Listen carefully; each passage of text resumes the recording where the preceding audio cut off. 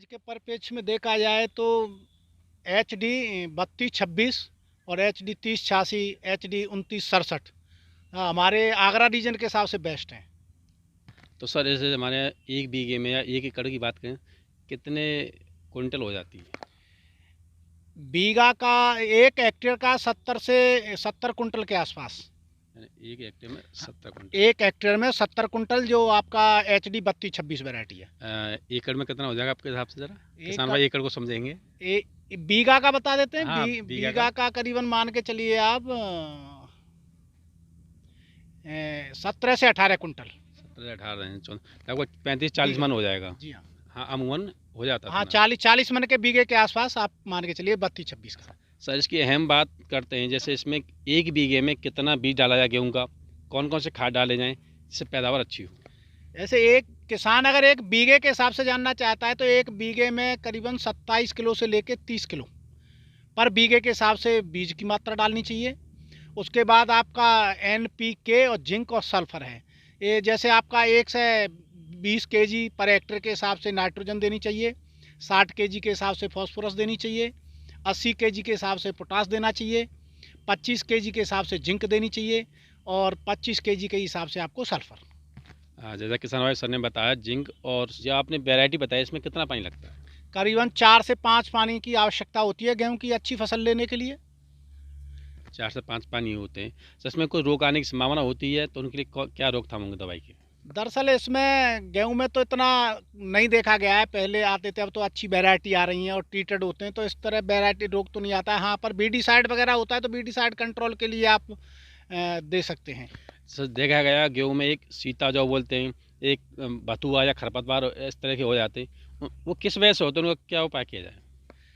नहीं, ये तो बीड या इसका उपाय तो जब आप फसल कटने के बाद जब गर्मियों में गहरी जुताई कर सकते हैं। आज जो मिट्टी पलटने वाले हर से काफ़ी गहरी जुताई करते हैं तो वो कंट्रोल कर सकते हैं आप। मतलब कि फसल कटने के बाद खेत को 1-2 बार हाँ, जोत के छोड़ दें गर्मियों में, हाँ, तो गर्मियों उससे वो में मर जाता है। बिल्कुल। सर अपनी तरफ से किसान भाइयों कुछ और उपाय बताएं कि खेती बाड़ी से संबंधित। खेती बाड़ी संबंधित यही है, पर जगह समय पे आप सिंचाई समय पे कर, बुवाई समय पे कीजिए, बुवाई के बाद सिंचाई समय पे कीजिए, खाद भी समय पे देना चाहिए। तो जैसे जैसे रिक्वायरमेंट होती है, जो साइंटिस्ट बताते हैं, जो हम लोग भी गाइड लोग करते हैं, उस हिसाब से अगर किसान चलता रहेगा तो नो डाउट उसको बेनिफिट अच्छा रहेगा, उत्पादन अच्छा रहेगा और फार्मिंग इनकम भी थोड़ा सा बढ़ेगी। बिल्कुल, जैसे सर देखा जाए, जैसे लॉकडाउन में सारे काम धंधे बंद रहे थे, हमारी खेती बाड़ी का काम चला था, ने अर्थव्यवस्था को काफ़ी हद तक संभाला। ये हमारे तारीफ़ काबिल है हिंदुस्तान के किसानों के लिए। लेकिन खेती बाड़ी को अक्सर युवा पीढ़ी या जो करते आ रहे लोग, उनका मोहभंग हो रहा है, क्योंकि कभी मौसम साथ नहीं देता, कभी पैदावार कम होती है, कभी अधिक हो जाता, अधिक भाव नहीं मिलता है। और दूसरी तरफ मोदी जी कहते हैं, बरसों से कहते आ रहे हैं कि 2022 तक किसान भाइयों की हम इनकम को डबल करेंगे। तो किसान भाई ये भ्रमित तो होते हैं, डबल कैसे करेंगे? तो वो कहाँ कमी करें खेतीबाड़ी करने में? क्या वो बराबर खाद नहीं डाल रहे हैं, या अच्छा बीज नहीं डाल रहे हैं, या अच्छी तरह से उनकी देखभाल नहीं करी फसल का? क्या रीजन है कि उनकी पैदावार घट रही है? उधर मोदी जी बोले वैज्ञानिक विधि से खेतीबाड़ी कीजिए, इन दोनों के बीच में फ़र्क पैदा हो रहा है कहीं पे?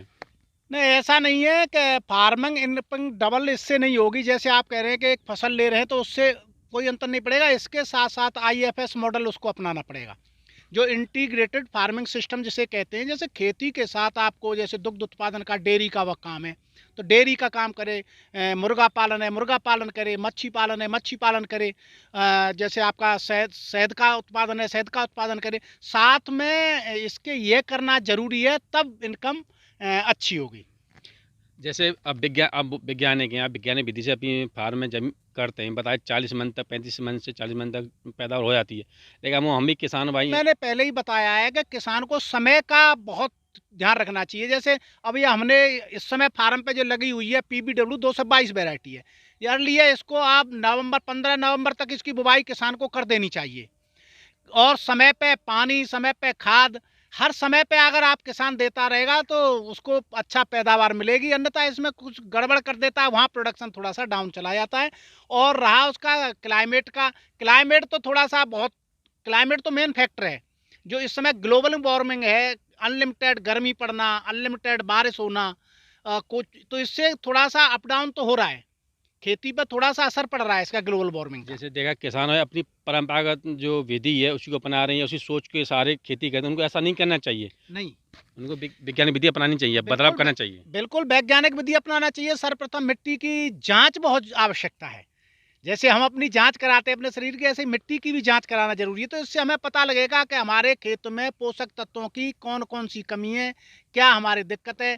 तो उसी हिसाब से आप पोषक तत्व डालेंगे तो उसको नो डाउट आप हो सकता है आप ज़्यादा डाल रहे हो, तो ज़्यादा डालेंगे तो हम नुकसान में जाएंगे ना। जो आवश्यकता ज़मीन में है पोषक तत्वों की उतना आप डालिए, आपको फायदा होगा। तो सर जैसे आपकी कृषि विज्ञान केंद्र में मिट्टी जाँच होती है, हाँ होती है। वो उसको किसान भाई को क्या करना पड़ेगा कि यहाँ मिट्टी जाँच कराएँ?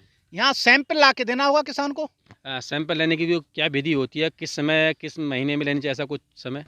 सैंपल लेने का सही तरीका, जो किसान कभी कभी हमारे पास आते हैं बेचारे, वो भी भटक जाते हैं।